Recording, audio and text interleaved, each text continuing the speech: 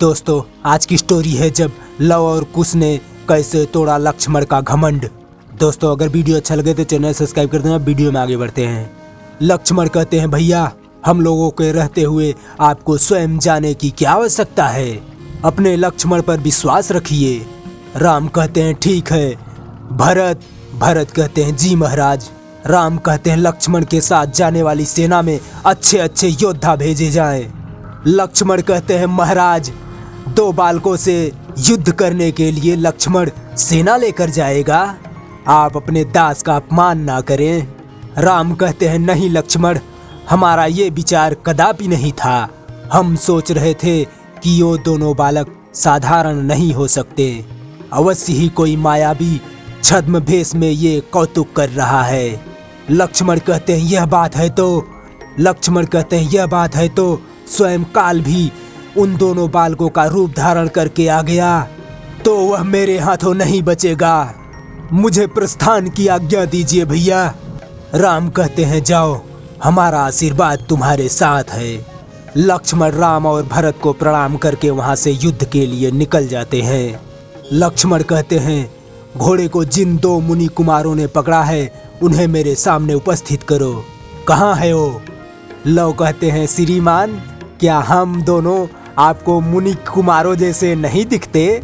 लक्ष्मण कहते हैं तुम बहुत छोटे हो, ऐसा दुस्साहस कैसे कर सकते हो? लव कहते हैं ये आपने किससे कहा? जो छोटे हैं वो दुस्साहस नहीं कर सकते।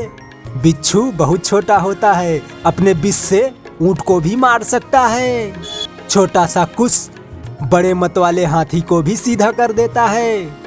कुश कहते हैं और छोटा सा मंत्र भगवान को वश में कर लेता है। लक्ष्मण कहते हैं बहुत अनर्गल बातें करते हो, हम जो पूछते हैं उसका उत्तर दो। कुश कहते हैं पहले हमारे जवाब का उत्तर दो, क्या आप महाराज राम हैं? लक्ष्मण कहते हैं नहीं, मैं उनका छोटा भाई लक्ष्मण हूँ। लव कहते हैं भैया फिर धोखा हो गया। कुश कहते हैं क्या आपके महाराज राम हमारे सामने आने से डरते हैं? लक्ष्मण कहते हैं क्या बात करते हो? कुश कहते हैं क्रोध ना करें श्रीमान, क्रोध से ज्ञान का नाश होता है और ज्ञान का नाश होने से बुद्धि भटक जाती है और बुद्धि के भटकने से मनुष्य का नाश हो जाता है। लक्ष्मण कहते मैं यहाँ ऋषि मुनियों का प्रवचन सुनने नहीं आया हूँ। लव कहते हैं मुनियों के पास आएंगे तो उद्देश्य ही मिलेगा, इससे आपका हित भी होगा। लक्ष्मण कहते मेरे हित का चिंता मत करो, मैं कहता हूँ उन दोनों अपराधियों को मेरे सामने उपस्थित करो जिन्होंने हमारे महाराज के यज्ञ का घोड़ा पकड़ने का दुस्साहस किया है। मैं उन्हें दंड देने आया हूँ। लव और कुश कहते हैं दोनों अपराधी आपकी सेवा में उपस्थित हैं, आप दंड निर्धारित कीजिए। लक्ष्मण कहते हैं तुम दोनों? नहीं, तुम दोनों तो हो ही नहीं सकते। ऐसे कोमल और ये छोटे छोटे हाथ और ये छोटे छोटे धनुष, तुम वो हो ही नहीं सकते। यदि तुम हो भी तो ऐसे सुकुमार बालक को दंड देने की इच्छा ही नहीं होती। हाँ, तुम वो दोनों हो ही नहीं सकते। लाओ हमारा घोड़ा लौटा दो और जाओ बालकों के साथ खेलो। कुश कहते हैं परंतु यह अच्छी बात है, आप हमें दंड नहीं देना चाहते, लेकिन हम आपको घोड़ा नहीं देना चाहते। घोड़ा चाहिए तो महाराज राम से कहिए, हमने घोड़े पर लिखी चुनौती को स्वीकार कर ली है, आकर स्वयं हमसे युद्ध करे, बार बार छोटे भाइयों को भेजकर हमारा समय नष्ट ना करें। लक्ष्मण कहते हैं लगता है तुम तो दया के पात्र ही नहीं हो, मैं तो तुम्हारी अवस्था पर दया करके तुम्हारे अपराध क्षमा कर रहा था। कुश कहते हैं आप तो अपराध क्षमा कर रहे थे, ये तो न्याय के विरुद्ध है, अपराधी को दंड अवश्य मिलना चाहिए। आपकी अयोध्या में तो निर्दोषों को भी दंड देने की नीति है। लक्ष्मण कहते हैं अयोध्या में किसी निर्दोष को दंड नहीं दिया जाता।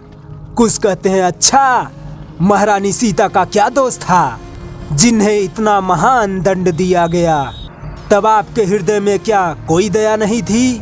फिर आज कहाँ से आ गई ये दया? लक्ष्मण कहते हैं कौन हो तुम लोग? कुश कहते हैं अपराधी जिन्होंने यज्ञ का घोड़ा पकड़ने का दुस्साहस किया है।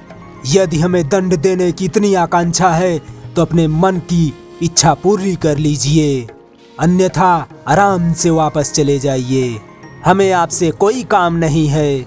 हमें तो केवल महाराज राम से बात करनी है। आप हमारा समय नष्ट ना करें। लक्ष्मण कहते हैं, मूर्ख बालक, तुम नहीं जानते किसका अपमान कर रहे हो। मैं तुम दोनों को एक क्षण में भस्म कर सकता हूँ।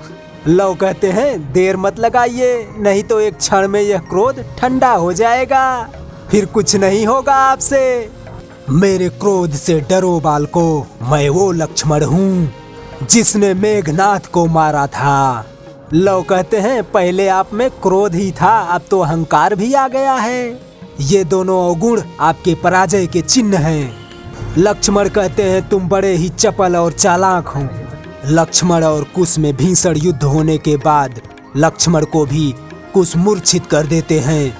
राम के पास सूचना जाती है। राम कहते हैं, क्या लक्ष्मण भी घायल हो गए? दूत बताता है, महाराज बहुत ही घमासान युद्ध हुआ, दोनों तरफ से दिव्य अस्त्र चलाए गए, परंतु एक शक्ति लगने से कुमार लक्ष्मण बुरी तरह घायल हो गए। तो दोस्तों, अब तक का वीडियो आपको कैसा लगा? ठीक ठाक लगा हो तो भैया प्लीज चैनल सब्सक्राइब कर देना, वीडियो को लाइक शेयर भी कर देना। वीडियो देखने के लिए धन्यवाद। Thank you. जय हिंद।